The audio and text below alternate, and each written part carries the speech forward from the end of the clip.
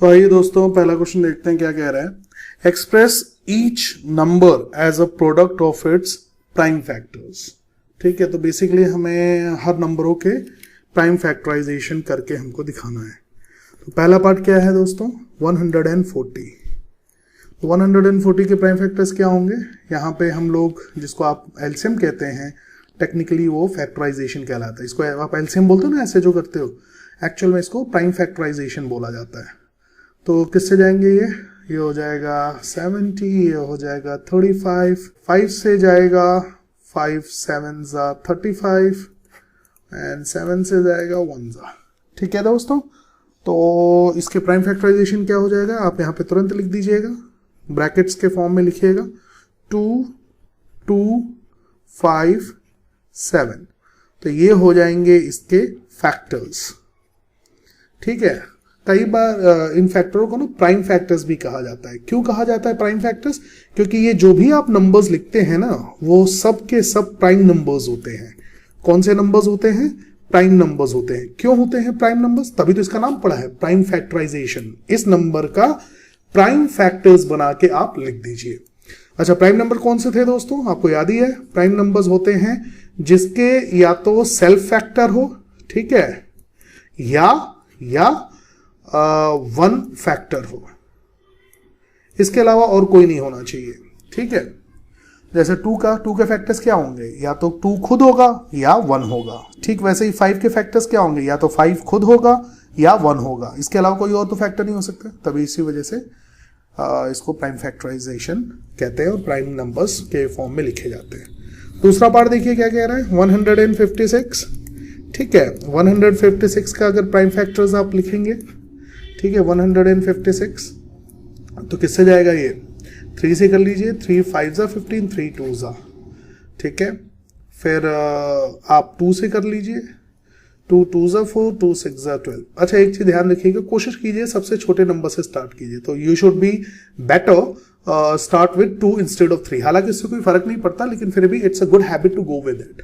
ठीक है, तो I should have done with 2। अब चलिए लिख दिए तो कोई बात नहीं, यहाँ पर पहले 2 3 4 ऐसे अगर जो भी होंगे असेंडिंग ऑर्डर्स में लिखेंगे। ठीक है, फिर से 2 से कीजिए, ये हो जाएगा 13, फिर 13 से ही जाएगा। तो इसके प्राइम फैक्टर्स में मैं लिखूंगा 2 3, आई बेग योर पार्डन, 2 फिर से 2, फिर आएगा 3 2 2 3 एंड 13। ठीक है, असेंडिंग ऑर्डर में लिखने की एक अच्छी हैबिट है। हाँ, अगर आगे पीछे अगर आप लिख भी देते हैं तो उससे कोई फर्क नहीं पड़ता। जैसे कि आपको बहुत अच्छे से पता है, फंडामेंटल थ्योरम ऑफ अरिथमेटिक्स भी ये बात कहती है। ठीक है दोस्तों, तो ये इसके प्राइम फैक्टर्स हो जाएंगे। अब आइए दोस्तों थर्ड पार्ट देखते हैं। थर्ड पार्ट क्या कह रहा है, 3825। ठीक है, अब इसके प्राइम फैक्टर्स लिखने हैं। तो आइए सबसे पहले, तो बेसिकली इसके प्राइम फैक्टर्स क्या क्या आ जाएंगे दोस्तों, ये आ जाएगा पहला 3, दूसरा भी 3, 5 और फिर से 5 और फिर 17। तो ये रहे इसके प्राइम फैक्टर्स। ठीक है दोस्तों, वैसे ही चौथा पार्ट देखिए क्या कह रहा है। चौथा पार्ट कह रहा है 5005। ठीक है, तो इसका भी आइए प्राइम फैक्टराइजेशन करते हैं। क्या है 5005। ठीक है, बड़े आराम से। तो 91 हो गया और 7, तो ये 7 से भी जा रहा है, ये आ जाएगा 13 से हो गया। देखिए दोस्तों, कई बार ना माइंड में ना कुछ भी क्लिक कर जाता है। तो टेक्निकली होना कैसा चाहिए था, ऐसा होना चाहिए था 5 7 11 13। ठीक है, बट इट डजंट मैटर। जब आप यहाँ पे प्राइम फैक्टराइजेशन लिखते हैं तब आप ना असेंडिंग ऑर्डर्स में लिखिए 5 टाइम्स 7 टाइम्स 11 टाइम्स 13। तो ये ज्यादा मायने रखता है। This is a good habit. Instead of आप ये रफ में करते हैं तो नोबडी केयर्स कि आप कैसे करते हैं। You should write like this. और हाँ, इन सब का अगर आप मल्टीप्लाई भी करते हैं तो 5005 आना ही चाहिए। ठीक है, वैसे ही फिफ्थ पार्ट आप देखते हैं दोस्तों क्या कह रहा है, 7429। ये है, अब इसके प्राइम फैक्टर्स लिखने हैं। आइए थोड़ा देख लेते हैं इसको भी जल्दी से। क्या है ये 7429, तो किससे जाएगा दोस्तों, 2 से नहीं, 3 से नहीं, 4 5 6 से नहीं, 7 से भी नहीं, 8 नहीं, 9 17। तो 17 से जाएगा दोस्तों, तो कितना हो जाएगा 17 4 जा 68, तो 68। ठीक है, और 68 68 69 70 62 हो गया, तो 62 आपका चला जाएगा 17 3 जा 51 से 51 51 51 और हो जाएगा 62 और ये हो गया 51 51 62 51 62 62 ये हो जाएगा 11, तो 11 ये हो जाएगा 119 119 और ये हो जाएगा 7 जा 13 7 जा 119, तो 347 आ गया दोस्तों। ठीक है, फिर अब ये किससे जाएगा 7, तो ये आ गया दोस्तों 437 आ गया। अब ये किससे जाएगा दोस्तों, ये तो उसके आगे ही जाएगा ना, तो 17 18 से तो जाएगा नहीं, प्राइम ये क्या बोलते हैं इवन ऑड वाला हो गया, तो आप मान के चलिए 19 से ट्राई कीजिए। 19 2 जा 38, ठीक है 38 39 40 41 42 43 5 19 3 जा 57, तो ये हो जाएगा 23 इज अ प्राइम नंबर, हमें पता ही है। तो इसके दोस्तों क्या प्राइम फैक्टराइजेशन आ जाएगा 17 19 एंड 23। ठीक है, तो ये इसके प्राइम फैक्टर्स हो जाएंगे। तो यहाँ पे दोस्तों क्वेश्चन नंबर 1 फिनिश होता है। ठीक है, आइए अब क्वेश्चन नंबर 2 देखते हैं कि क्वेश्चन नंबर 2 क्या कह रहा है। Find the LCM and HCF of the following pair of integers and verify that LCM times HCF equals product of the two numbers। तो बस तो दोस्तों हमें क्या करना है, जैसे फर्स्ट पार्ट जो बोला हुआ है, क्या करना है दोस्तों फर्स्ट पार्ट में कि हमारे पास मान लीजिए 26 एंड 91 हमें नंबर्स दे देंगे।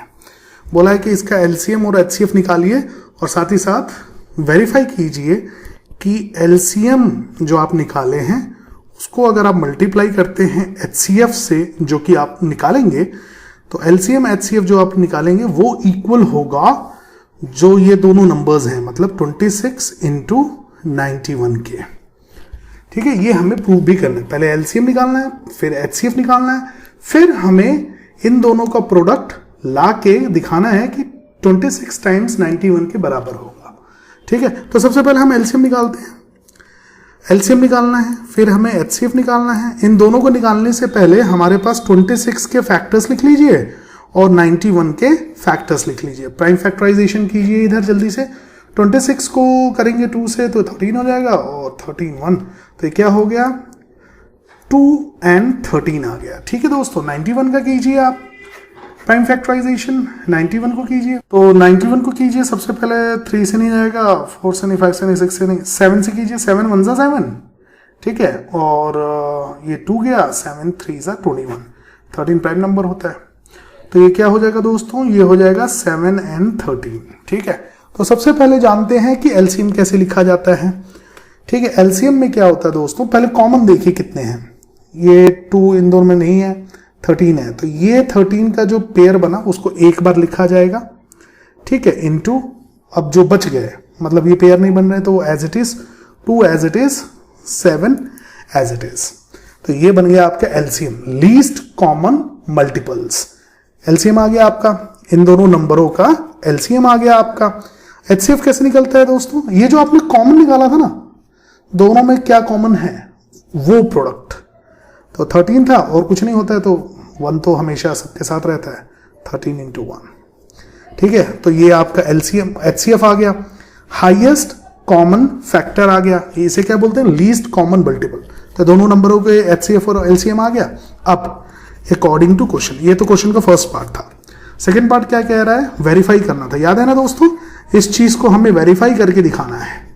ठीक है, तो हम कैसे लिखेंगे, कंसीडरिंग एलएचएस। सबसे पहले आप एलएचएस कंसीडर कीजिए, जो कि क्या था, एलसीएम टाइम्स एचसीएफ, और इधर कंसीडर कीजिए कंसीडरिंग आरएचएस, और वो क्या था, product of the two numbers which is 26 times 91। ठीक है, तो 26 टाइम्स 91 अगर आप करेंगे तो यह आ जाएगा 2366। एचसीएफ एलसीएम एचसीएफ करते हैं। चलिए, एलसीएम कितना निकला है इसका, 13 into 2 into 7, ठीक है, मल्टीप्लाई बाय एचसीएफ क्या निकला था, 13 into 1। ठीक है, 1 नहीं भी लिखेंगे तो चलेगा, खैर।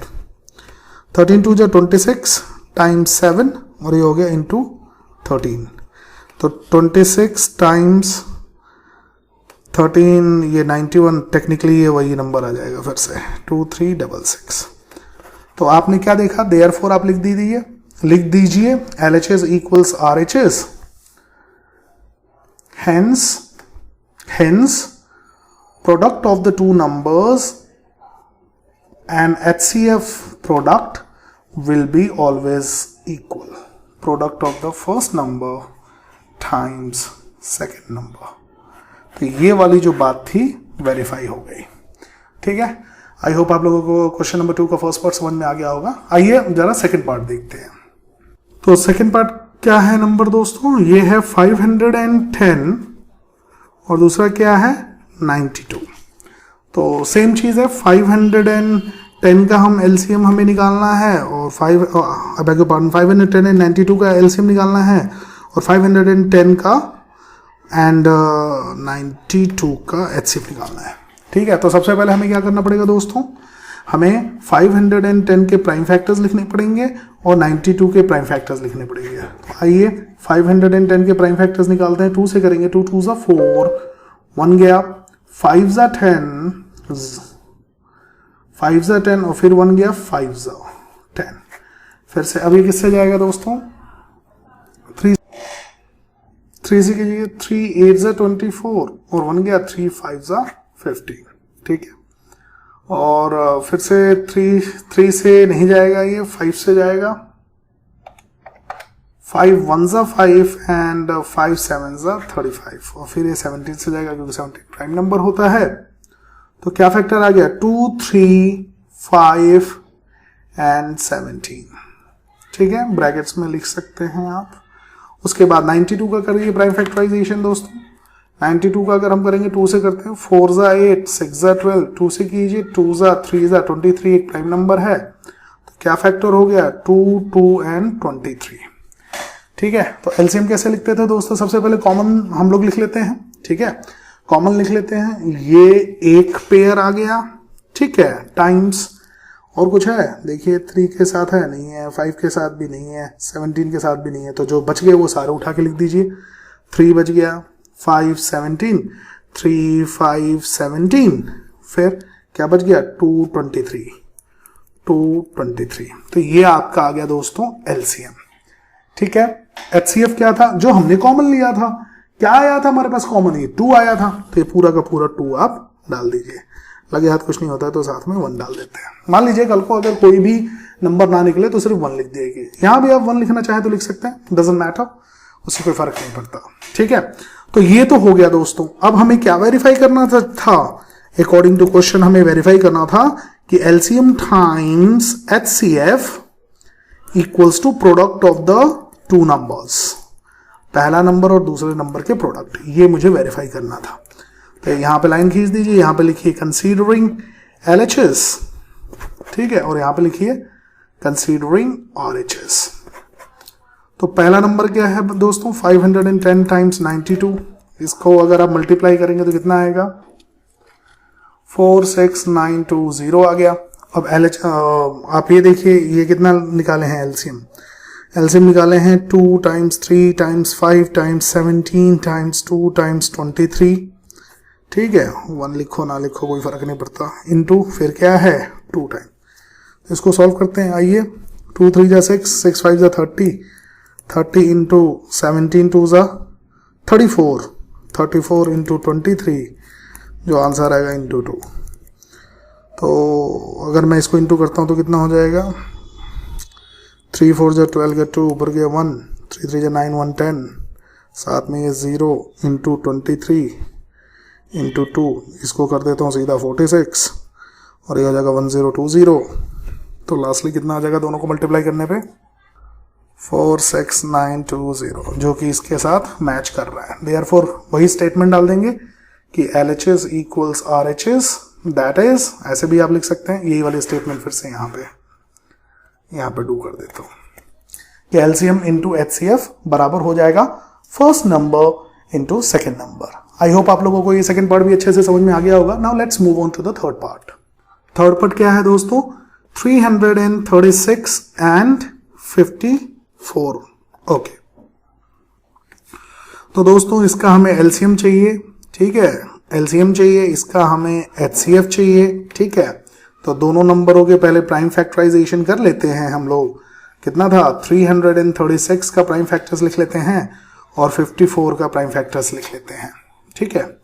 तो 336 का प्राइम फैक्टर की बात करेंगे तो सबसे पहले 2 से जाएगा, 1 जा, ये हो जाएगा 1, 12 का 6, 1 का 8, फिर से 2 से करते हैं 8 4, फिर से 2 से करते हैं दोस्तों 4 2, फिर 2 से करते हैं 2 1, फिर 3 से कर लो और फिर 7 से, ठीक है। तो ये इसके प्राइम फैक्टर्स हो गए। क्या हो गया, 2 है, कितने 2 हैं, 1 2 3 4, 4 बार 2 है और फिर 3 है और 7 है, ये आ गया, ठीक है। 54 की बात करते हैं प्राइम फैक्टराइजेशन में, 2 से करते हैं 2 2 जा 4, 7 जा, 3 से कीजिए 9 जा, 3 से कीजिए 3 जा, 3 से कीजिए 1 जा, तो 1 और ये 3 बार, ये हो गया, मतलब 2 को 1 बार और 3 को 3 बार, ये हो गया। 1 आप लिख सकते हैं चाहे तो, ना चाहे तो मत लिखिए, डजंट मैटर।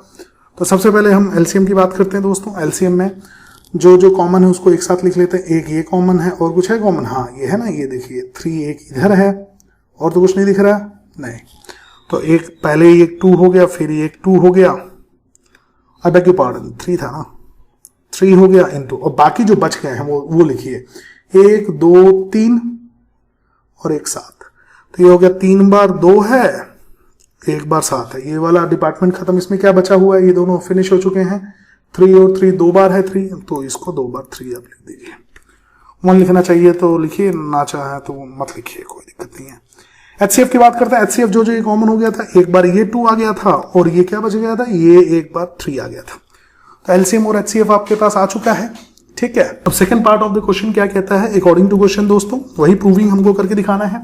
क्या करके दिखाना है कि आपका एलसीएम जो है उसको अगर मैं मल्टीप्लाई कर देता हूं एचसीएफ से, जो भी आप निकाले हैं वो हमेशा बराबर होगा दोनों नंबरों के प्रोडक्ट से। ये हैं वो दो नंबर्स, ये पहला नंबर है, ये दूसरा नंबर है, दोनों नंबरों के प्रोडक्ट से। तो यहां पे एक लाइन खींचिए, यहां पे लिखिए कंसीडरिंग एलएचएस, ठीक है, यहां पे लिखिए कंसीडरिंग आरएचएस, ठीक है। एलएचएस में हमारे पास क्या था, एलसीएम, ये पूरा एलसीएम था, कितना था, 2 into 3 into 2 into 2 into 2 into 7 into 3 into 3, LCM into HCF. HCF क्या है मेरे पास, 2 इंटू 3। आरएचएस में क्या है दोस्तों, वही दो नंबर्स होंगे, ठीक है, विच इज 336 टाइम्स 54। इसको इंटू करते हैं तो ये आ जाएगा 18144, ठीक है दोस्तों। अब इसकी बारी करते हैं हम, चलिए आइए। तो ये क्या हो जाएगा, देखिए 2 3 जा 6, 6 2 जा 12, 12 2 जा 24, 2 जा 48, 48 इंटू, ये आप कर लीजिए 3 3 जा 9 इंटू 7, ठीक है, ये हो गया 48 इंटू 7 3 जा 21, 21 3 3 जा 9 एंड 9 7 जा 63, ठीक है। जो आंसर आएगा उसको 3 2 जा 6 से मल्टीप्लाई कर दीजिए, ठीक है। तो इसका प्रोडक्ट हो जाएगा 3024 इंटू 6, 6 4 जा 24 को 4, 2 6 2 जा 12, 2 14 को 4, 1 1 एंड ये हो गया 6 3 जा 18। देखिए दोस्तों मैच कर रहा है, तो यहाँ पे लिख दिया therefore LHS equals RHS, that is LCM of the two numbers and the LCM into HCF of the two numbers is equals to product of the first and the second number, hence verified। ठीक है दोस्तों, I hope आप लोगों को question number 2 का third part भी समझ में आ गया होगा। Now let's move on to question number 3। Find the LCM and HCF of the following integers by applying the prime factorization method। तो हमें कुछ नहीं करना है, ये बहुत ही सिंपल क्वेश्चन है। आपके पास 3 नंबर दे दिए हैं 12, 15 एंड 21, ठीक है। और हमें क्या करना है दोस्तों, इन तीनों नंबरों के HCF और LCM निकालना है। तो LCM लिख दीजिए, HCF लिख दीजिए। उससे पहले निकालने से पहले आपको तीनों नंबरों के प्राइम फैक्टराइजेशन आपको लिखना पड़ेगा। तो 12 का प्राइम फैक्टराइजेशन आप करेंगे तो क्या आ जाएगा, 2 2 4 एंड 4 3 12, ये आ गया। 15 का क्या आ जाएगा दोस्तों, 3 और 5, 5 3 15, ठीक है। एंड 21 का क्या हो जाएगा, 3 and 7, यही होगा ना। अगर आप ऐसे प्राइम फैक्टराइज भी करते हैं, 12 को कर लीजिए, चाहे ऐसे करके 15 को कर लीजिए, चाहे आप ऐसे करके 21 को कर लीजिए, तीनों के यही रिजल्ट्स आएंगे। तो दोस्तों सबसे पहले हम लोग HCF लिखते हैं, HCF एलसीएम दोनों ही लिखते हैं। चलिए तो सबसे पहले इसमें देखिए क्या क्या कॉमन है, ठीक है। तो सबसे पहले इसमें देख लीजिए क्या क्या कॉमन है। तो सबसे पहले अगर मैं देखूं तो ये देखिए इसमें 3 है, इधर भी 3 है, इधर भी 3 है। तो तीनों में जो कॉमन है वो क्या हो गया दोस्तों, 3, ठीक है। बात बाकी जो बच जाता है उसके बारे में फिर हम एलसीएम के अंदर सोचते हैं। तो 3 और तो कुछ नहीं है ना, तो ये हो गया 3 into 1, ये हो गया आपका HCF। अब दोस्तों अगर मैं बात करूं एलसीएम की, तो जो जो चीजें बच गई हैं उसको हमको लिखना होगा, ये दोनों, ठीक है, ये और साथ में एक ये, ठीक है। तो कुल कितना हो जाएगा, तो कितना हो जाएगा दोस्तों, ये 2, ठीक है, और फिर ये दोनों, ठीक है, और ये वाली जो चीज आ गई है 1 जो सब में कॉमन था, मतलब ये जो 3 जो सब में कॉमन था वही है। तो चाहे तो आप इसको मल्टीप्लाई करके लिख दें, ठीक है। 2 2 4, 4 5 20 and 20 into 21, 20 into 21 which is 2 4 0, 420 ये आ गया दोस्तों, 3 1 3 ये आ गया, ठीक है। तो ये हमारा हो जाएगा दोस्तों LCM और ये हो जाएगा हमारा HCF। तो अच्छा एक चीज और हमेशा याद रखिएगा, ये जो 3 नंबरों जो हमने अभी इससे पहले वाला क्वेश्चन किया था ना, जिसमें 2 नंबर्स थे और दोनों नंबरों का हम लोग प्रोडक्ट देखते थे, HCF और LCM के साथ देखते थे, तो वो इक्वल आता था। मतलब कि अगर 2 नंबर को प्रोडक्ट में अगर हम कर रहे हैं, ठीक है, वो हमेशा बराबर होता है इन दोनों नंबरों के LCM, इन दोनों नंबरों के LCM टाइम HCF, ठीक है ना। लेकिन ये जो चीज है ना बच्चों, ये चीज सिर्फ 2 नंबर में एप्लीकेबल है, एप्लीकेबल एट 2 नंबर्स ओनली, ठीक है। जब बात करें अगर हम इसी चीज को अगर मैं अप्लाई करने की कोशिश करूं 3 नंबरों में, ठीक है ना, अगर 3 नंबर्स हैं, जैसे इस केस में 3 नंबर्स हैं, अगर मैं यही चीज को अप्लाई करने की कोशिश करूं LCM into HCF अगर मैं करता हूं, ठीक है, ये कभी इक्वल नहीं आएगा, ये इक्वल नहीं होता है, ठीक है। अब चाहे तो ऐसे, ये सिर्फ मैं एक्स्ट्रा के लिए बता रहा हूं, ये वाली जो चीज है ना दोस्त, ये एक्स्ट्रा वर्क है, एक्स्ट्रा आपको मैं समझा रहा हूं। तो ये कभी भी इक्वल नहीं होता, आप खुद भी करके देख सकते हैं। ये देखिए 420 into 3 अगर आप कीजिएगा तो कितना आएगा, 0 4 6 4 3 12, 1260 आ गया। लेकिन अगर मैं इन तीनों को अगर मल्टीप्लाई करता हूं, मतलब 12 into 15 into 21 करता हूं, तो इसका आंसर देखिए डिफरेंट आता है, विच इज 3780। तो देख रहे हैं आप, ये दोनों डिफरेंट है। तो ये वाली चीज जो है दोस्तों, ये वाली जो चीज जो है, इसको आप याद रखिएगा, ये 3 नंबर में एप्लीकेबल नहीं होता, ये सिर्फ 2 नंबर्स में एप्लीकेबल होता है, ठीक है। ये थोड़ा सा एक्स्ट्रा था आप लोगों के लिए, आई होप आप लोगों को ये समझ में आ गया होगा। अच्छा इसी का जरा सेकंड पार्ट भी देख लेते हैं लगे हाथ। सेकंड पार्ट में क्या नंबर दिया हुआ है दोस्तों, ये दिया हुआ है 17 23 एंड 29। इत्तेफाक से तीनों ही प्राइम नंबर्स हैं। तो अगर मैं फैक्टर्स लिखना चाहूं, मान लीजिए 17 का अगर मैं फैक्टर लिखना चाहूं तो क्या हो जाएगा 17 into 1, 23 का लिखना चाहूं तो क्या हो जाएगा 23 into 1, यही फैक्टर्स निकलेंगे, इसके यही फैक्टर्स निकलेंगे। 29 के क्या हो जाएगा 29 into 1, चूंकि LCM हमें निकालना है और HCF हमें निकालना है। HCF की अगर मैं बात करूं तो सब में ये जो कॉमन जो है वो सिर्फ 1 ही है, तो ये 1 आ जाएगा, ठीक है। और LCM में क्या हो जाएगा, ये सारे आ जाएंगे। पहले तो 1 ही लिख लो, ये लो, जो पूरा 17 into 23 into 29, 17 into 23 into 29, इसका जो आंसर आएगा 11339 आ जाएगा दोस्तों, ठीक है। तो ये हो जाएगा इसका LCM, ये हो जाएगा इसका HCF। आइए आप देखते हैं थर्ड पार्ट। ये क्या है दोस्तों, 8 है, 9 एंड 25 है। तो 3 नंबर्स हैं दोस्तों, मुझे इसका क्या लेना है, LCM निकालना है और HCF निकालना है। तो दोस्तों सबसे पहले मैं इन तीनों के फैक्टर्स लिख लेता हूं, ठीक है। तो अगर मैं प्राइम फैक्टराइजेशन की मदद से अगर मैं करूं तो भी 2 2 4 2 8, ये 3 आ जाएंगे, कुछ नहीं रहता है, एक और लास्ट में 1 भी लिख दीजिए। 3 इंटू 3 इंटू 1 लिख दीजिए। 25 का क्या हो जाएगा 5 इंटू 5 इंटू 1। तो दोस्तों अगर हम देखें कि सब में क्या कॉमन है तो सिर्फ 1 आपका बच गया, 1 ही है, तो HCF इसका हो जाएगा 1। ठीक है, ठीक है। बाकी जो बच गया दोस्तों वो आपके LCM में शामिल हो जाएगा, चूंकि ये सब में कॉमन था तो उसको आप पहले लिख लीजिए 1 इंटू बाकी सब, ये 3 बार 2 हो जाएगा। ठीक है, फिर ये 3 को 2 बार ये हो जाएगा और 5 भी 2 बार हो जाएगा। तो अगर आप इसको मल्टीप्लाएंगे तो कितना आएगा 1 इंटू 2 इज सेम 2, 2 टू 4 2 8। ठीक है, 8 इंटू 9 इंटू 25, बेसिकली तीनों का प्रोडक्ट हो गया। ये इत्तेफाक की बात है क्योंकि HCF 1 आ रहा था। इसको इंटू करेंगे 9 8 जा 72 इंटू 25 विच इज फर्दर 1800 आ जाएगा। तो ये दोस्तों आपका LCM हो गया, ये आपका HCF हो गया। आई होप आप लोगों को क्वेश्चन नंबर 3 का थर्ड पार्ट भी समझ में आ गया होगा। Now let's move on to question number 4।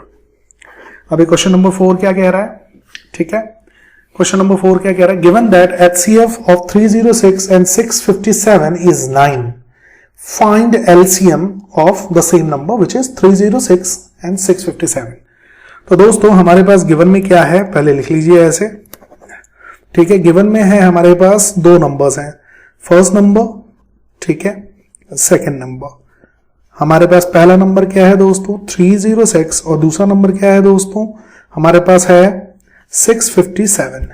ठीक है, 657 लगे हाथ हमको इन लोगों ने HCF दे दिया है विच इज हाउ मच 9। ठीक है, और हमसे क्या पूछा हुआ है सेम नंबर का LCM, हमें LCM पूछा गया है कि कितना होगा। ठीक है, इसको लेट कर लीजिए यहीं पे x, तो यहां पे लिखिए एज वी नो, जैसे कि हमको पता है क्या रिलेशन कि 2 नंबर अगर होते हैं तो उन दोनों नंबरों का जो प्रोडक्ट होता है वो बराबर होता है LCM इंटू HCF के। ठीक है, ये चीज हम जानते आ रहे हैं इस एक्सरसाइज में, तो इसी चीज को अप्लाई कर देते हैं दोस्तों। पहला नंबर क्या था हमारे पास 306, दूसरा क्या था 657 इक्वल्स टू LCM को हमने लेट किया हुआ x इंटू HCF हमारे पास कितना है दोस्तों 9। तो हमारे पास x की वैल्यू क्या हो जाएगी which is LCM, technically LCM। तो इसकी वैल्यू क्या हो जाएगी 306 इंटू 657 डिवाइडेड बाई 9, क्योंकि ये इंटू में इधर जाएगा तो डिवाइड हो जाएगा। तो बेसिकली अगर मैं बात करूं x की क्या वैल्यू हो जाएगी 306 इंटू 657 डिवाइडेड बाई 9 था ना, इसको काटा पीटा कर लेते हैं। ठीक है, 3 से काटिए, 3 3 जा 9, 1 जा 0 जा 2 जा। ठीक है, क्या ये कट रहा है देखते हैं। 3 1 जा 3, 3 3 जा 9 और 1 3 4 जा 12। तो x की वैल्यू क्या हो जाएगी 34 इंटू 657 विच इज 22338। तो यहां पे हम लिखेंगे दोस्तों therefore LCM is equals to how much 22338। ये हमारा आंसर हो जाएगा। ठीक है, आई होप आप लोगों को क्वेश्चन नंबर 4 अच्छे से समझ में आ गया होगा। Now let's move on to question number 5। तो क्वेश्चन नंबर 5 क्या कह रहा है? चेक वेदर 6 की power n can and with the digit 0 for any natural number n। मतलब हमें चेक करना है कि मान लीजिए एक नंबर है जिसका एक्सप्रेशन ऐसे दिया हुआ है, उस नंबर को ऐसे एक्सप्रेस किया गया है 6 की पावर n, जिसमें n जो है ना वो क्या है नेचुरल नंबर है। नेचुरल नंबर मतलब 6 की पावर जो है वो n, मतलब नेचुरल नंबर क्या होता है 1 2 3 4 5 टिल इंफिनिटी, कोई भी काउंटिंग नंबर्स को नेचुरल नंबर कहते हैं। तो मान लीजिए 6 की पावर 2 भी हो सकती है, 6 की पावर 3 भी हो सकती है, 6 की पावर 1 भी हो सकती है, 6 की पावर मान लीजिए 1003 एक्सेट्रा कुछ भी हो सकती है। इस टाइप का कुछ भी कोई भी नंबर हो सकता है। हमें ये पता करना है कि क्या इनमें से कोई भी, मतलब ये जो एक्सप्रेशन है क्या उसका लास्ट डिजिट 0 होगा कि नहीं होगा। दोस्तों किसी भी नंबर में मान लीजिए कोई भी एक नंबर, मान लीजिए 37053, ये जो लास्ट वाला डिजिट है ना ये 0 हमको होना है। ठीक है, एक बात कह रहा हूं मैं, ये बस एक आर्बिट्री नंबर लिया मैंने, तो मतलब 37050 होने के लिए इस नंबर को ना 10 से डिवाइड होना पड़ेगा, तभी तो 0 0 से कटेगा, है कि नहीं। तो 10 से डिवाइड होना जरूरी है, तभी कोई भी नंबर का लास्ट डिजिट जो है वो 0 होगा। अब 10 से डिवाइड होने का मतलब क्या है? 2 and 5, क्योंकि 10 जो है ना खुद किससे डिवाइड होता है? 2 and 5 से होता है।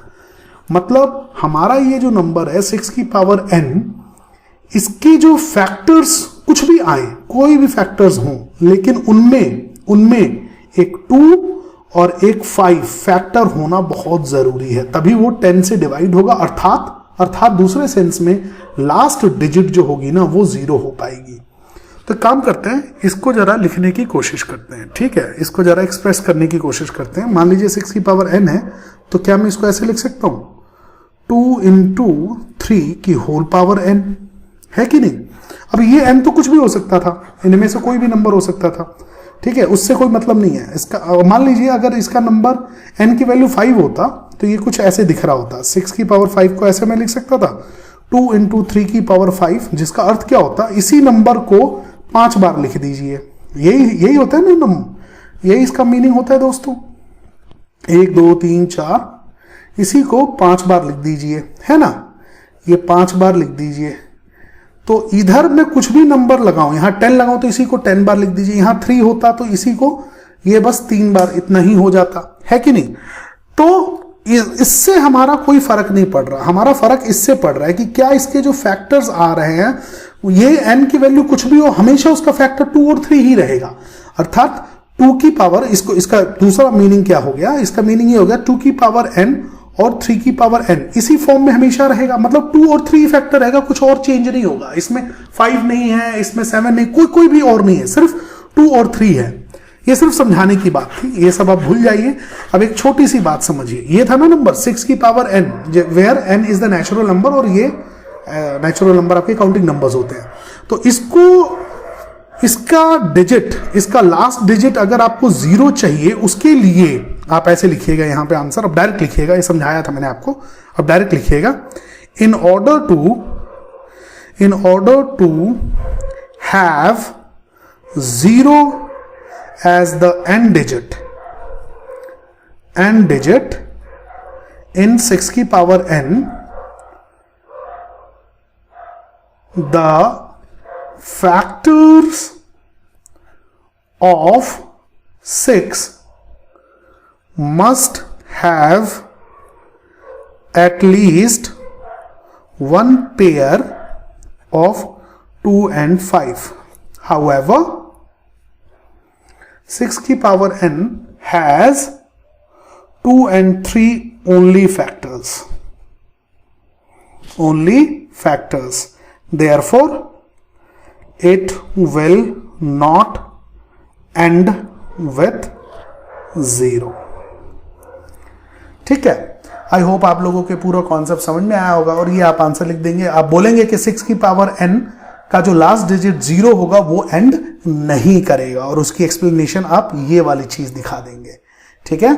आई होप आप लोगों को क्वेश्चन नंबर 5 अच्छे से समझ में आ गया होगा। Now let's move on to question number 6। Question number 6 देखिए क्या कहता है। Explain why 7 times 11 times 13 plus 13 and 7 times 6 times 5 times 4 times 3 times 2 times 1 plus 5 are composite number। तो दोस्तों हमें क्या प्रूव करना है? टू प्रूव में है क्या था? 7 into 11 into 13 plus 13। पहली बात तो ये, इसको मुझे क्या करना है? कंपोजिट नंबर प्रूव करना है। ठीक है?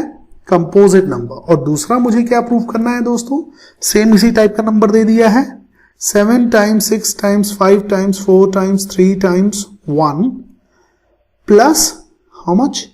5 is also a composite number। तो इसके दो तरीके हैं दोस्तों। सबसे पहले तो आप ये समझ लीजिए कंपोजिट और प्राइम नंबर्स कौन से होते हैं। आपको अच्छे से पता ही है, लेकिन फिर भी मैं आप लोगों को एक बार और रिवाइज करा देता हूं। प्राइम नंबर्स का मतलब होता है या तो वो सेल्फ उसका फैक्टर हो या उसका फैक्टर 1 हो, यही दो हो तभी वो नंबर प्राइम कहलाता है। फॉर एग्जाम्पल, यहां पर एग्जाम्पल से समझ लीजिए 5 है। 5 का प्राइम फैक्टर क्या है? 5 और 1 है कि नहीं? 17 है, इसका क्या है? 17 और 1 है। ठीक है? उसी तरीके से 3 है, इसका क्या है? 3 और 1 है ना? कंपोजिट नंबर क्या होता है, या वो सेल्फ भी हो सकता है, वन भी हो, ये तो रहेगा, इसके अलावा भी और रहेगा, मोर होंगे, इसके अलावा भी और होंगे। कोई भी नंबर ले लीजिए, मान लीजिए 9, 9 का फैक्टर क्या है 3 इंटू 3 इंटू 1, ठीक है, ये फैक्टर है। तो दोस्तों बेसिकली जो फैक्टर होते हैं, कंपोजिट नंबर्स जो होते हैं, उसको ये सेल्फ कहना भी जरूरी नहीं है, आप सिर्फ हटाइए इसको भी, आप डायरेक्ट लिख दीजिए a number which has two or a number which has more than, लिखो more than 2 factors, ठीक है, जैसे 25 है, उसका क्या हो जाएगा 5 इंटू 5 इंटू 1, ठीक है। और भी नंबर ले लीजिए, 81 ले लीजिए, ये क्या हो जाएगा 3 इंटू 3 इंटू 3 इंटू 3 इंटू 1, है ना, एक्सेट्रा। मतलब आप देख रहे हैं ना, मल्टीपल फैक्टर्स होते हैं, उसके 2 फैक्टर से ज्यादा होते हैं, जबकि प्राइम नंबर होता है या तो सेल्फ होता है या तो 1 होता है, ये बेसिक चीज है।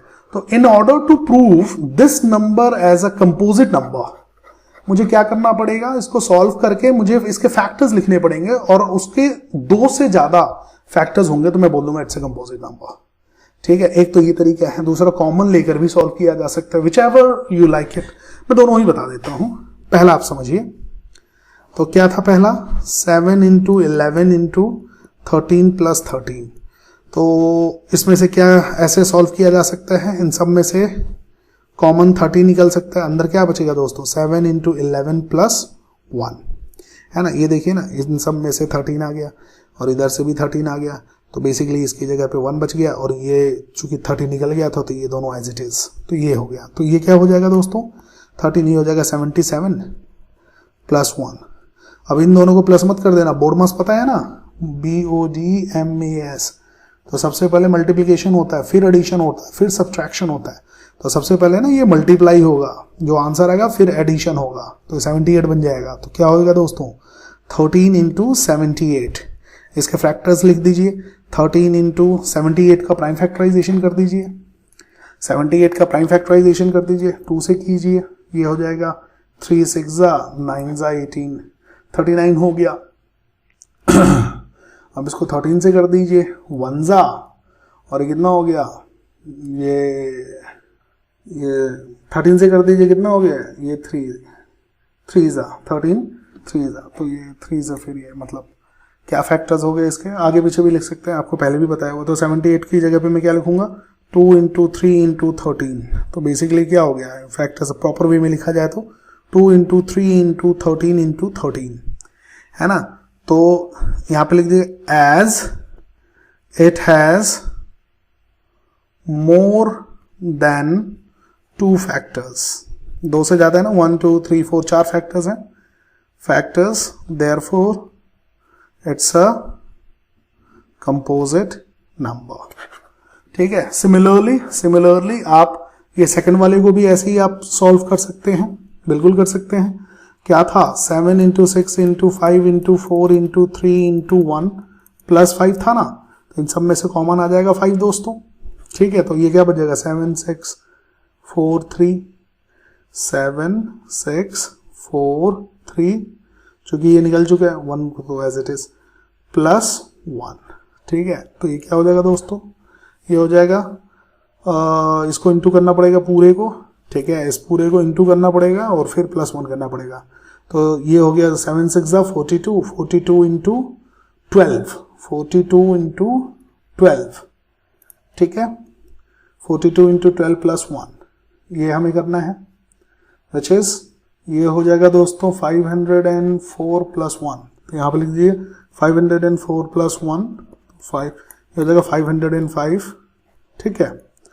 फैक्टराइज कर दीजिए दोस्तों 505 को, अगर मैं फैक्टराइज करता हूँ 505 को तो किससे करें, 5 से कर लो, चलो 101 101 हो गया, 101 हो गया। तो 101 तो दोस्तों प्राइम नंबर होता है, तो 101 जा, तो बेसिकली क्या हो गया दोस्तों 5 इंटू 5 इंटू 101, इसका फैक्टराइजेशन यही होगा ना, और ये इंटू में था तो ये एज इट इज पूरा हो गया। तो ये हो गया 3 फैक्टर्स, ये आ गए ना दोस्तों। तो अब आप यहां पे लिखिएगा as it has more than 2 factors therefore it's a composite number, इसको आप दिखा सकते हैं। ठीक है, आई होप आप लोगों को ये क्वेश्चन नंबर 6 के दोनों पार्ट आपको अच्छे से समझ में आ गया होगा।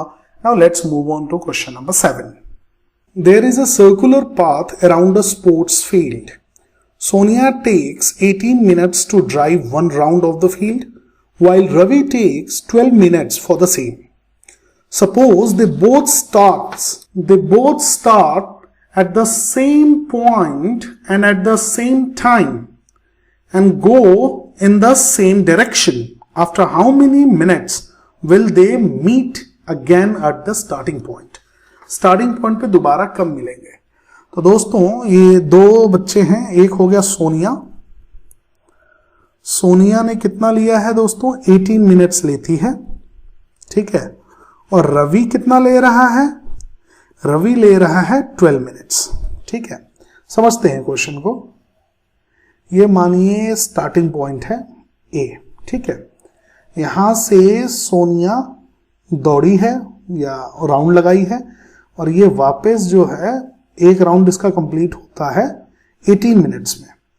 तो सोनिया जो है वो 18 मिनट्स ले रही है ये पूरा, और रवि जो है सेम यहीं से, रवि जो है वो 12 मिनट ले रहा है और दोनों एक ही टाइम पे शुरू किया है। तो यहां से एक ही टाइम से दोनों लोग शुरू किए हैं, तो ये 12 मिनट वाला जो है ये जल्दी भाग जाएगा। मान लीजिए सोनिया अगर इस तरफ यहां पर है तब तक रवि अपना कंप्लीट कर चुका होगा, है ना। ऐसे ऐसे करके राउंड्स लगते रहेंगे। अब ये पूछा गया है कि ये दोनों लोग, रवि, मानिए रवि आगे था, रवि सोनिया, ये दोनों लोग वापस ए पे कब मिलेंगे।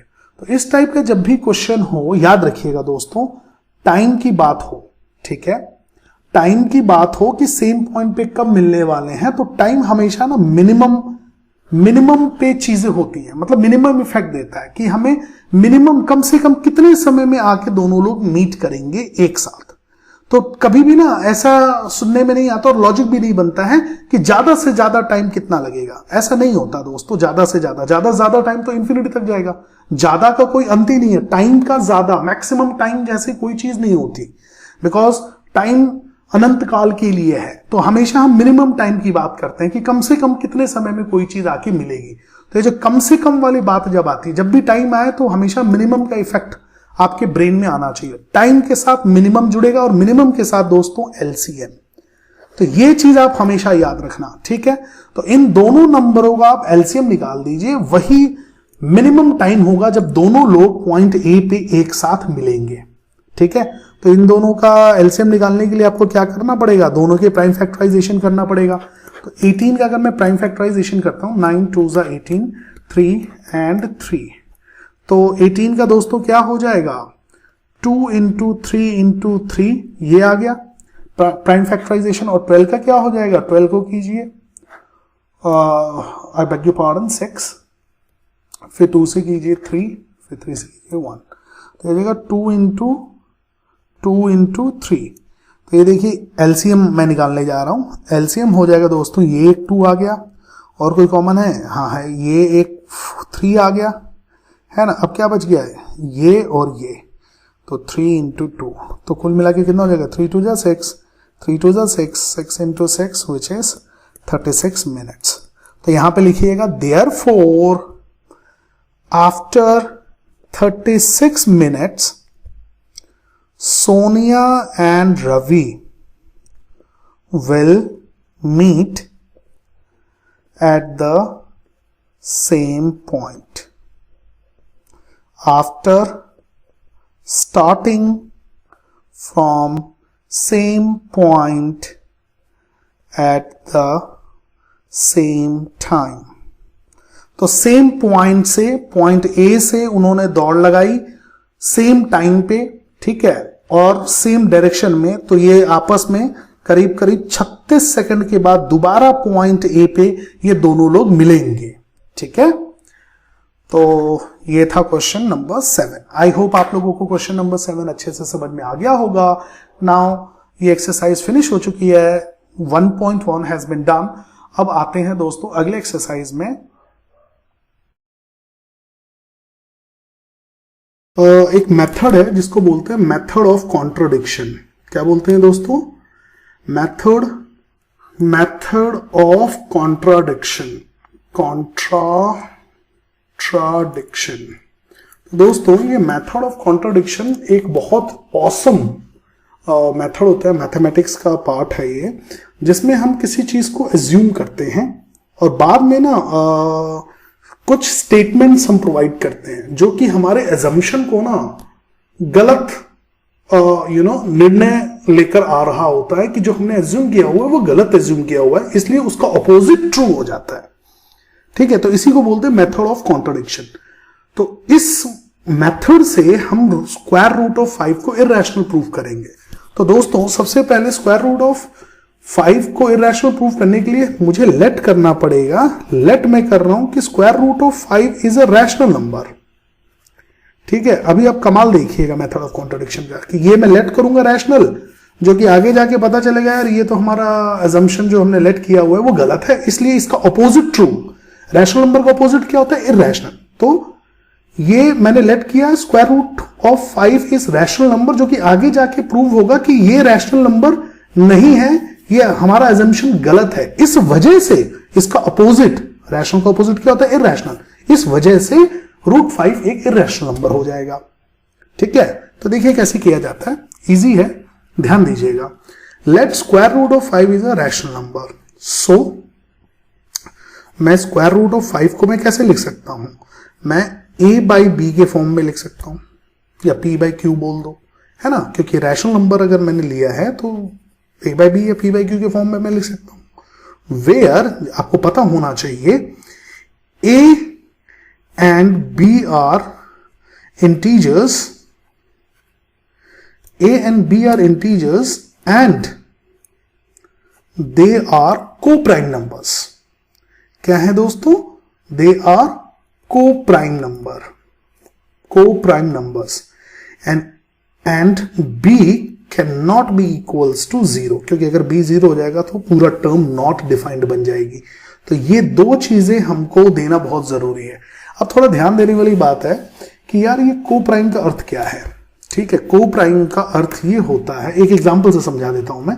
मान लीजिए 8/7, 8 जो है वो एक कंपोजिट नंबर है, 7 जो है वो एक प्राइम नंबर है। को प्राइम को अक्सर सारे लोग जो है ना 2/3, ये भी प्राइम है ये भी प्राइम है, तो ये आपस में को प्राइम कहलाते हैं। बिल्कुल सही बात है, ये आपस में को प्राइम कहलाते हैं, लेकिन मजे की बात देखिए ये भी आपस में को प्राइम कहलाते हैं। को प्राइम का मतलब क्या होता है, को प्राइम का ये कतई मतलब नहीं होता कि दोनों न्यूमरेटर और डिनोमिनेटर में दोनों प्राइम नंबर्स हों, ये जरूरी नहीं है, हो भी सकता है नहीं भी हो सकता है, इस केस में नहीं है। देखिए ना, 8 एक कंपोजिट नंबर है, 7 एक प्राइम नंबर है, तो ये सेट क्या बना, prime, I beg your pardon, composite और प्राइम का सेट बना, जबकि ये दोनों आपस में को प्राइम है। हालांकि ये क्या है, ये दोनों प्राइम्स हैं, जबकि आपस में ये को प्राइम है, ये दोनों को प्राइम है, करेक्ट है, को प्राइम, ये दोनों को प्राइम है, लेकिन ये जरूरी नहीं है कि ये दोनों आपस में प्राइम प्राइम के ही सेट बने। कंपोजिट प्राइम के भी सेट बन सकते हैं, प्राइम कंपोजिट के भी सेट बन सकते हैं, प्राइम प्राइम के भी बन सकते हैं। लेकिन इसका को प्राइम का अर्थ क्या है, पहले ये समझिए। को प्राइम का अर्थ होता है न्यूमरेटर और डिनोमिनेटर में दोनों का अगर मैं कॉमन फैक्टर की बात करूं, बात समझिएगा, ये है मेन गेम। कॉमन फैक्टर की बात करूं तो उन दोनों में कॉमन फैक्टर सिर्फ और सिर्फ 1 होना चाहिए। ये कंडीशन जब आपको मिलती है तब हम नंबर के सेटों को हम को प्राइम नंबर्स कहते हैं। तो जब कभी भी हम रैशनल नंबर की डेफिनेशन जब कभी भी हम पढ़ते हैं दोस्तों, तो रैशनल नंबर p/q के फॉर्म में डिनोट तो होता है, साथ ही साथ a और b या p/q जो भी है आप ले रहे हैं, a या b या p/q, ये दोनों आपस में को प्राइम होना जरूरी है। सबसे इंपॉर्टेंट बात तो ये है। और दूसरी चीज क्या है दोस्तों कि b कभी भी b 0 नहीं हो सकता, क्योंकि अगर b 0 हो जाएगा तो मैथमेटिक्स के खिलाफ हो जाएगा, नॉट डिफाइंड, ये पूरी टर्म ही नॉट डिफाइंड बन जाएगी। तो कभी भी किसी भी चीज को आप डिफाइन करने से पहले उसके अंडरलाइनिंग फैक्टर्स को भी समझिए। ठीक है, तो पहली बात मैंने क्या किया दोस्तों, स्क्वायर रूट ऑफ 5 को एक रैशनल नंबर लेट किया। ठीक है, कॉन्ट्रडिक्शन से प्रूफ करने वाला, बाद में वो अलग बात है, आगे जाके ये इरेशनल हो जाना है। रूट 5 को मैंने लेट किया कि let root 5 is a rational number, तो रूट 5 को a/b के फॉर्म में मैं लिख सकता हूं। साथ ही साथ कंडीशन क्या होती है हमेशा, ये शुरू से ही है, कोई नया नहीं है ये चीज, शुरू से हमेशा रैशनल नंबर के डेफिनेशन में ये आया है कि a and b are integers such that a and b should must be coprime, that means उनमें जो आपस में जो कॉमन फैक्टर होगा वो 1 होना चाहिए, साथ ही साथ b कभी 0 नहीं हो सकता। अच्छा जी, ये चीज तो आगे समझ में। अब मैं इसको ऐसे लिख सकता हूं, ध्यान दीजिएगा, रीअरेंज कर सकता हूं, b times √5 equals to a, और इस पूरे स्टेटमेंट को मैं स्क्वायर ऑन बोथ साइड भी कर सकता हूं, कोई बड़ी बात नहीं है। जैसे ही मैं स्क्वायर ऑन बोथ साइड करूंगा तो कैसे दिखेगा दोस्तों, b इंटू √5 का whole square equals to a square. तो इससे मेरे पास क्या क्या निर्णय निकल कर आएगा कि ये हो जाएगा b square into 5 equals to a square.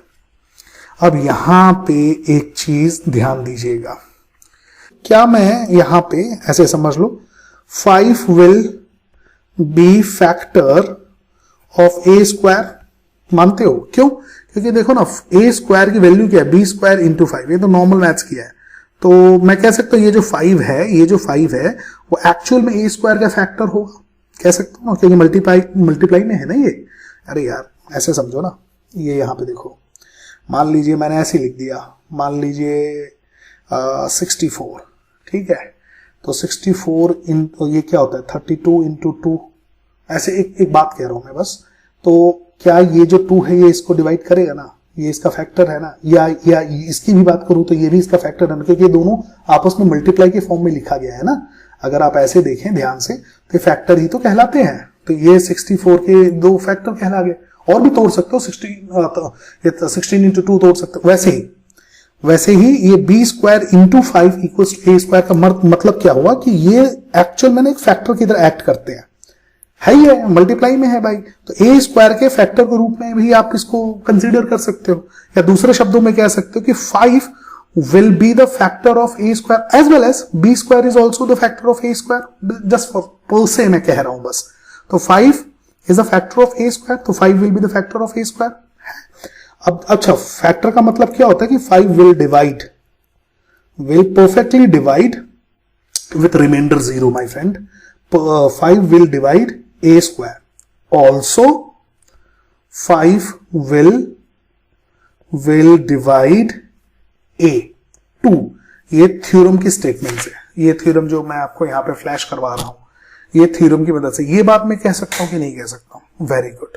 तो इसका अर्थ क्या हुआ, इसका अर्थ ये हुआ, यहां पे ऐसे नोट डाउन कर दूंगा, 5 is the factor of a and a square and a।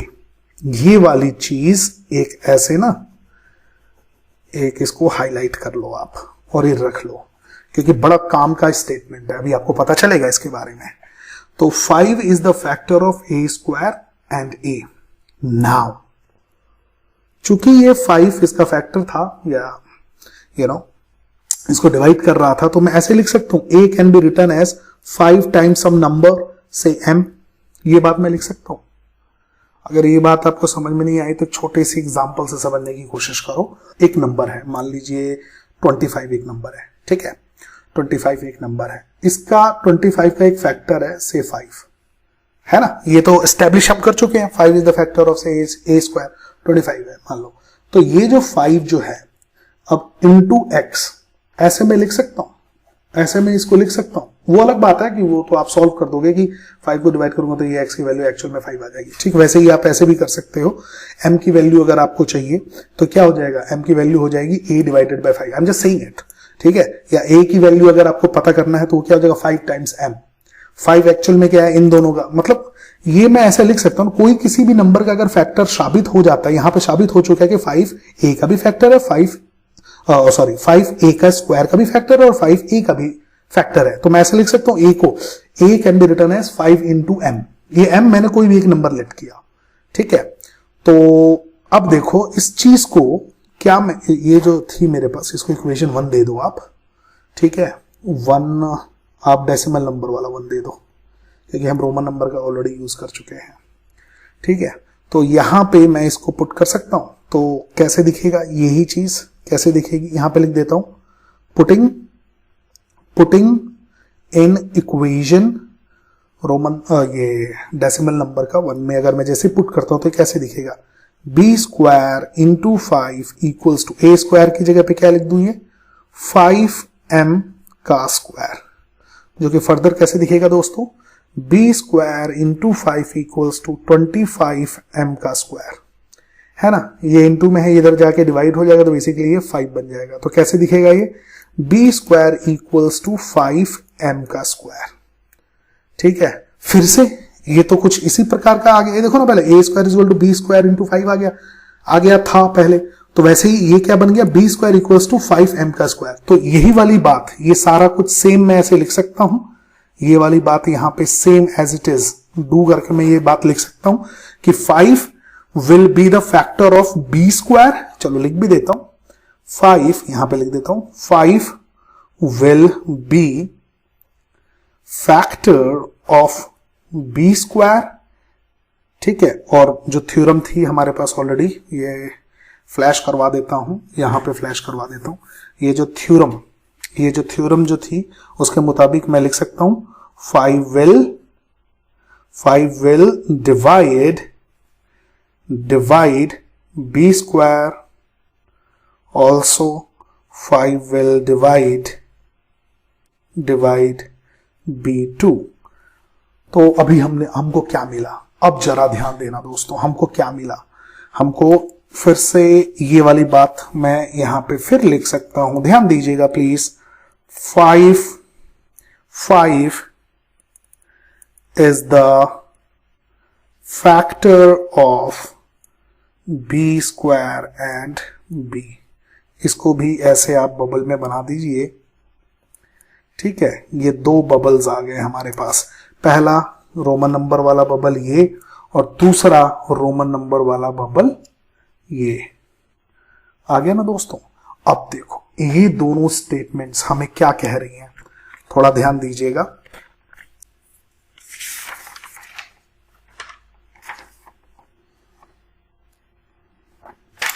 पहला, 5 is the factor of a square and a। एक तो ये आया था, है ना, जिसको हमने रोमन नंबर का 1 दिया था। दूसरा हमारे पास क्या आया था दोस्तों, ये आया था 5 is the factor of b square and b square and b। ये तो अब यहां पर वही चीज लिख देता हूं, 5 is the factor of b square and b। ये मेरा दोस्तों, ये मेरे पास दूसरी इक्वेशन भी आ गई, ये है ना फर्स्ट एंड सेकंड। लेकिन याद रखना हमने शुरू में क्या लिया था, a और b को प्राइम थे, बट यहां पे लिखिए, but we have assumed in the start that a and b are co-prime, that is they have only 1 as the common factor, but we come to know that it means a and b has 5 also as common factor. Hence our assumption that a and b are co-prime also is incorrect. Therefore, our assumption that square root of 5 is rational number is incorrect. N is incorrect / false. Therefore, root 5 is an irrational number. rational number, hence proved. I hope आप लोगों को ये बात अच्छे से समझ में आ गई हो। बाकी अगर कोई भी किसी भी प्रकार का अगर आपको इसमें और एक्सप्लेनेशन की ज़रूरत है तो आप मुझे बताइएगा। We will take more question in order to make the things more feasible and understandable for you people. ठीक है, कमेंट जरूर कीजिएगा दोस्त। तो क्वेश्चन नंबर 2 देखते हैं क्या कह रहा है। Prove that 3 + 2 square root of 5 is irrational number. तो क्या हमें प्रूव करना है दोस्तों कि 3 + 2 रूट 5 इज इरेशनल नंबर। ठीक है, तो ये भी वैसा ही करेंगे हम लोग। ठीक है, लेकिन ये जो है दोस्तों सेम मेथड से ही प्रूव होगा, मेथड ऑफ कॉन्ट्रडिक्शन से। तो देखिए कैसे करते हैं इसको। तो सबसे पहले हम लेट करेंगे 3 + 2 root 5 is a rational number. ठीक है, इसको मैंने लेट कर लिया कि ये जो पूरा नंबर जो है वो एक रैशनल नंबर है। देयरफॉर क्या मैं ऐसे लिख सकता हूं कि 3 + 2 root 5 can be represented in the form of say p/q। ठीक है, और p/q। ठीक है, और मैं ये लिख दूंगा कि भाई p and q are coprime. एक कंडीशन ये होती है and q can never be equals to 0, नहीं तो नॉट डिफाइन हो जाएगा। तो अगर ये रैशनल नंबर अगर है तो ये p/q के फॉर्म में डिनोट किया जा सकता है। अब देखिए, तो अब मैं इसको ऐसे लिख सकता हूं 2 रूट 5, इसको इस तरफ भेजकर कुछ इस तरीके से नजर आएगा, प्लस 3 इधर था ना, तो ये जो प्लस का 3 था इधर आके क्या हो जाएगा -3 लिख सकता हूं दोस्तों। ठीक है, और यहां पे मैं लिख दूंगा as p/q -3 is also a rational number, है कि नहीं। रीजन में आप ऐसे दे सकते हो कि रैशनल, ये एक रैशनल नंबर था, में से आपने -3 किया। रैशनल में से अगर -3 करते हैं तो भी हमारे पास क्या आंसर आता है, रैशनल नंबर ही आता है। तो क्या मैं ऐसे लिख सकता हूं कि भाई अभी भी ये पूरा का पूरा टर्म रैशनल नंबर ही है। फिर इसको फ्री कर देता हूं, तो इसको मैं ऐसे भी लिख सकता हूं √5 = p/q -3, जो आंसर है डिवाइड, ये इनटू में था इधर जाके डिवाइड हो गया। फिर से मैं लिख सकता हूं कि पूरा का पूरा एक रैशनल नंबर ही होगा। वही सेम रीजन दे देता हूं कि भाई रैशनल नंबर, पूरा रैशनल नंबर है ना दोस्तों, ये वाला पूरा टर्म रैशनल नंबर है। तो rational number divided by 3 is also a rational number. ठीक है, तो अभी भी √5 जो है ये रैशनल नंबर के बराबर हो रहा है। अब मैं लिखूंगा बट, जैसे कि हमें पता है √5 इज एन इरेशनल नंबर। चाहो तो इसको प्रूव भी कर, मान लो यही क्वेश्चन अगर 5 मार्क्स में आता है, बात को समझना, तब ना √5 इज एन इरेशनल नंबर, अब इसका प्रूविंग आप करना स्टार्ट कर देना और लास्ट में लिखना कि भाई this is irrational, this whole is rational, how come irrational equals rational, this is not true, this can't be true, hence our assumption is incorrect that this 3 + 2 √5 is a rational number is incorrect, hence it is an irrational number। तो अगर ये 5 number का आएगा तब इसको prove करना, नहीं तो ऐसे लिख देना, अगर ये 2 नंबर में आ रहा है या 3 नंबर में आ रहा है तो 2 नंबर में आ रहा है तो ऐसे लिख देना, but √5 is an irrational number as we know. यही चीज को एज वी नो के प्रूव अगर आप बताने लगोगे ना तो ये क्वेश्चन 5 मार्क्स का बन जाएगा। ठीक है, और नहीं बता रहे हो, डायरेक्ट इंडिकेट कर रहे हो कि हमें ऑलरेडी ये चीज पता है। ठीक है, ये बस इंडिकेट कर रहे हो, तो ये 2 मार्क्स का बनेगा। ये 2 मार्क्स में भी पूछा जा सकता है, ये 5 मार्क्स में भी पूछा जा सकता है। खैर, इसको कंप्लीट करते हैं। तो but √5 is an irrational number as we know, therefore LHS में है इरेशनल और RHS में है rational. This cannot be possible, this cannot be possible, hence our assumption that 3 plus 2 root 5 is rational number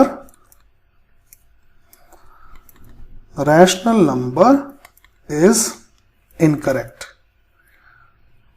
Therefore 3 plus 2 root 5 is irrational number. ठीक है, तो इस बात को मत भूलिएगा दोस्तों कि अगर बस इस स्टेप तक, इस रूट जैसे पूरा था ना, इसको आपने पूरा फ्री करके रूट 5 तक लेकर आए हैं और रूट 5 को लाने के बाद आप बता रहे हैं कि as root 5 is an irrational number, as we know LHS and RHS दोनों डिफर हो रहा है, तो ये कॉन्ट्राडिक्ट कर रहा है, ये पॉसिबिलिटी नहीं बन रही है, तो हमारा एजम्पशन गलत हो गया। इस वजह से ये जो नंबर था, हमने जो रैशनल नंबर लेट किया था, ये गलत है। इस वजह से ये जो नंबर है वो इरेशनल नंबर है। तो अगर आप इतना ये चीज कर रहे हैं तो ये 2 मार्क्स के लिए सफिशिएंट है, ठीक है। लेकिन अगर यही क्वेश्चन 5 मार्क्स में आता है तो दोस्तों यहां से कहानी बदल जाएगी। एज वी नो जो आप दिखा रहे हो ना, इस चीज को आपको प्रूव करना पड़ेगा, ठीक है। समझ रहे हो कि नहीं समझ रहे हो? इस चीज को आपको प्रूव करना पड़ेगा। जब ये प्रूव कर दोगे तो 3 नंबर इसके, 2 नंबर इस वर्किंग के, कुल मिला के आपको ये 5 मार्क्स का क्वेश्चन बन जाता है।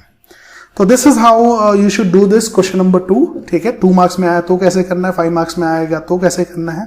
आई होप आप लोगों को क्वेश्चन नंबर 2 अच्छे से समझ में आ गया होगा। Now let's move on to question number 3।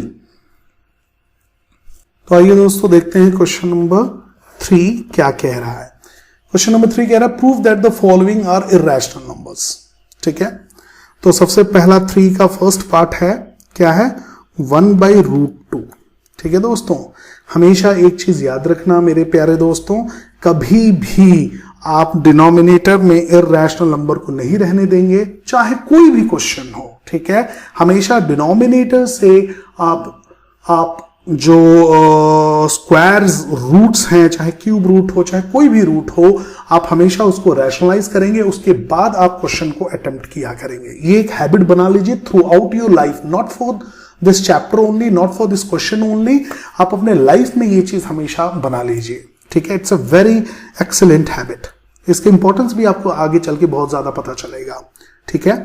तो सबसे पहले मुझे इसको रैशनलाइज करना पड़ेगा दोस्तों, in order to prove this as an irrational number. तो इसको मुझे क्या करना पड़ेगा, रैशनलाइज। तो रैशनलाइज करना आपको बहुत अच्छे से आता है, 9th क्लास में भी आपने सीखा था। जो भी ये नंबर होता है सेम से मल्टीप्लाई कर देंगे तो ऊपर क्या हो जाएगा, √2 हो जाएगा। 1 × √2 इज √2 एंड √2 × √2 इज सिंपली 2 आ जाएगा, ठीक है। तो अब मुझे इंस्टेड ऑफ प्रूविंग दिस, मैं अब इसको प्रूव करूंगा कि ये इररेशनल नंबर है, क्योंकि दोनों का इक्विवेलेंट सेम ही है।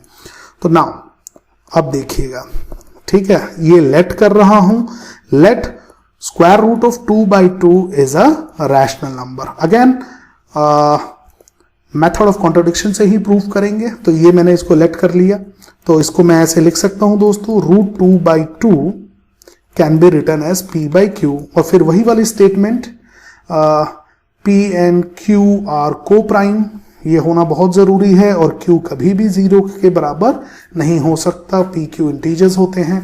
ये बेसिक चीज हमको दिखानी है। ये बेसिकली एक रैशनल नंबर को रिप्रेजेंट कर रहा है। तो इसको मैं ऐसे भी लिख सकता हूं, इसको फ्री कर देते हैं, इसको इधर भेज देते हैं। तो क्या हो गया, P/Q × 2, ठीक है। ये डिवाइड में था, इधर जाके इनटू हो गया। तो अब यहां पर मैं लिखूंगा कि रैशनल नंबर में मैंने मल्टीप्लाई किया 2 से, तो भी मेरा आंसर रैशनल नंबर ही आएगा। तो RHS में मेरा रैशनल नंबर ही बना हुआ है, ठीक है। अब मैं लिख दूंगा नाउ। अब देखो ये फ्री हो चुका है ना। अब वही वाली बात जो मैंने अभी क्वेश्चन नंबर 2 में डिस्कस किया था कि भाई अगर 5 नंबर में आता है तो इसको प्रूफ करके दिखाओ, और फिर ये 2 नंबर में इंक्लूड हो जाएगा, तो 3 नंबर का इसका प्रूफ, 2 नंबर इस इंक्लूजन का, कुल मिला के 5 मार्क्स का पूरा क्वेश्चन बन जाता है। खैर अभी हम इसको 2 नंबर के रूप में देख रहे हैं। तो अब क्या करेंगे, नाउ वही स्टेटमेंट इंग्लिश वाली डाल देंगे, ठीक है, कि now √2 is irrational number as we know, जैसे कि हमको पता है, ठीक है। Therefore, LHS में हमारा है इररेशनल नंबर, ठीक है, इररेशनल नंबर।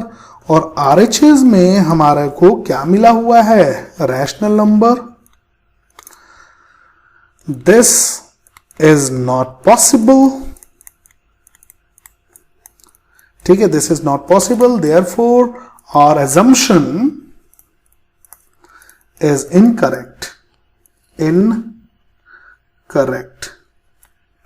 ठीक है।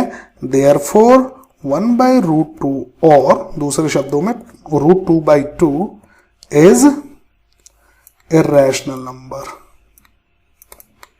और हमने क्या एज्यूम किया हुआ था, हमने एज्यूम किया था, यहां पे लिख दो assumption, ये हमने एज्यूम किया हुआ था। तो ये एजम्पशन हमारा गलत हो गया कि भाई ये एक रैशनल नंबर है, इस वजह से इसका अपोजिट इरैशनल हमारा प्रूव हो गया, ठीक है।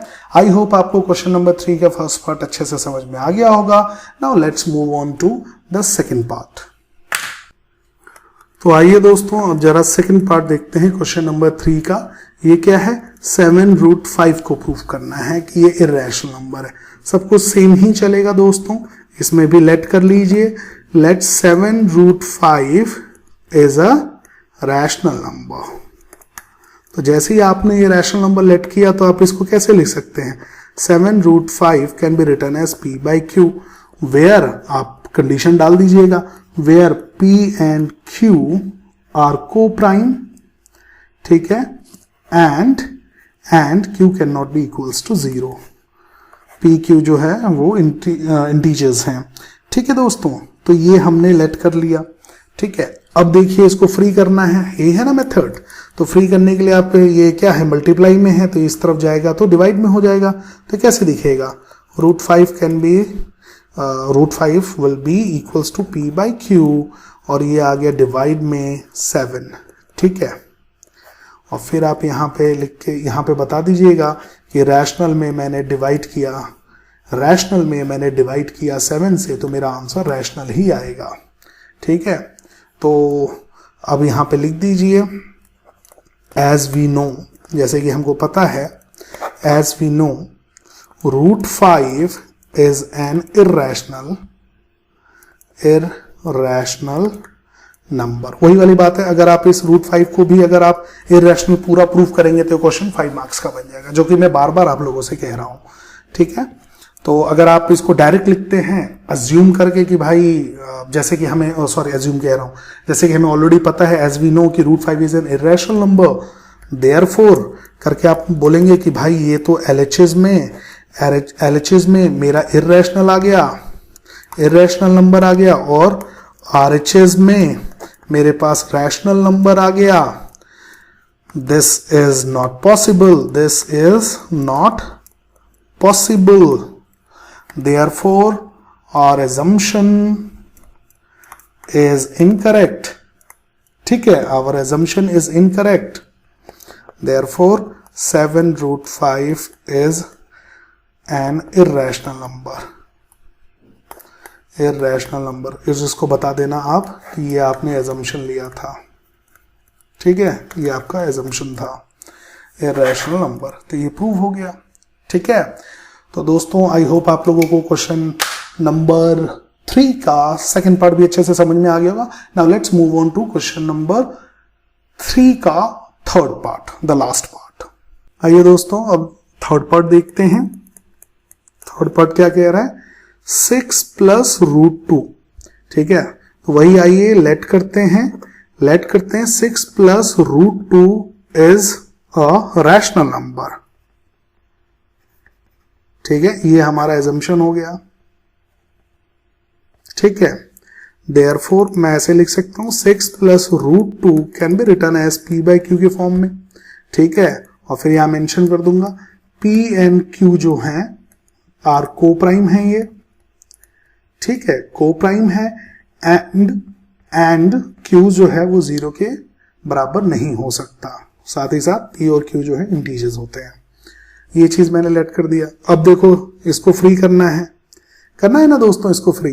तो मेरे को ये प्लस में है, इधर भेज देता हूं, माइनस हो जाएगा। तो कैसे दिखेगा, ये दिखेगा दोस्तों, ये √2 इक्वल्स टू p/q -6 आ गया ना। और फिर यहां पर आप शो कर दीजिएगा कि भाई रैशनल में से 6 को माइनस करूंगा तो हमेशा आंसर रैशनल ही आएगा। ठीक है, अब वो वाली बात आ गई कि ये तो कॉन्ट्रोडिक्शन हो गया। एज वी नो करके लिख दीजिए, as we know √2 is an irrational number. ठीक है, √2 जो है वो इर्रेशनल नंबर है।